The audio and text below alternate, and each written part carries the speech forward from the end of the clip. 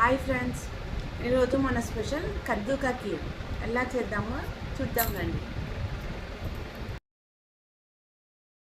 ఈరోజు మన స్పెషల్ కద్దు కా ఖీర్. దానికోసం చిన్న సైజ్ కద్దు తీసుకొని ఇలా సన్నగా తరిగి పెట్టుకున్నాను. అండ్ ఇలాచీ పౌడర్, ఇది గ్రీన్ కలర్, ఇది ఆప్షనల్ అండి, మన ఇష్టము. అండ్ డ్రై ఫ్రూట్స్ అన్నీ సన్నగా కట్ చేసి పెట్టుకున్నాను. దీన్ని నెయ్యిలో వేయించి పెట్టుకోవాలి. అండ్ 1 లీటర్ పాలు, ఇది వచ్చేసి దొడ్డు రవ్వ. ఈ గ్లాస్ తోటి నేను 1 గ్లాస్ తీసుకున్నాను. 1 గ్లాస్కి 3 గ్లాస్ ఆఫ్ వాటర్ వేసుకొని ఉడకబెట్టి పెట్టాను. మెయిన్ వచ్చేసి ఇది మిక్సీకి వేసి పెట్టుకోవాలి. And milkmaid, custard powder and sugar, ghee, కొన్ని నానబెట్టి పెట్టుకున్న సగ్గుబియ్యం. ఇదిగోండి డ్రై ఫ్రూట్స్ అన్నీ వేయించి పెట్టుకున్నాక కొంచెం గీ వేసేసుకొని మన కద్దుని మంచిగా ఫ్రై చేసుకోవాలి. ఇదిగోండి కద్దు మంచిగా ఫ్రై అయిన తర్వాత మన సగ్గుబియ్యం ఉన్నాయి కదా, అవి వేసుకొని ఒక 2 మినిట్స్ వేయించుకోవాలి.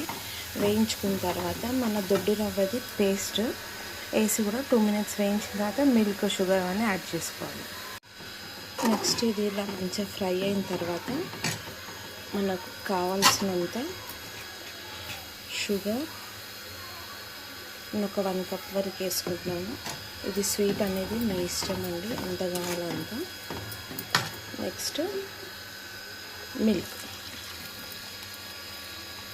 నేను చిక్కటి పాలు తీసుకున్నాను. ఇది దొడ్డు రవ్వ వేసాం కదా, తొందరగా చిక్కపడుతుంది. అందుకే మనకు ఎలా కావాలనుకుంటే అలా చూసుకొని వేసుకోవాలి మిల్క్. నేను షుగర్ కొంచెం తక్కువ వేసుకున్నాను, కండెన్స్డ్ మిల్క్ వేద్దామని. ఇది ఆప్షనల్, మీ దగ్గర ఉంటే వేసుకోవచ్చు, లేకుంటే లేదు.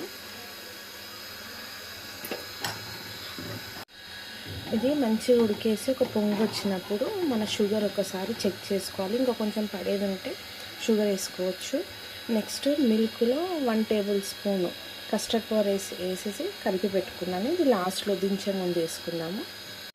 లాస్ట్లో మన ఇలాచీ పౌడర్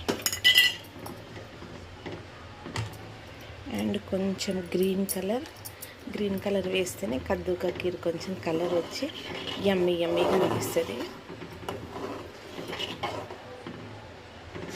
నెక్స్ట్ కస్టర్డ్ పౌడర్, ఇది కూడా మన ఇష్టము, కొంచెం టేస్ట్ బాగుంటుంది అనేసి వేసాను అంతే.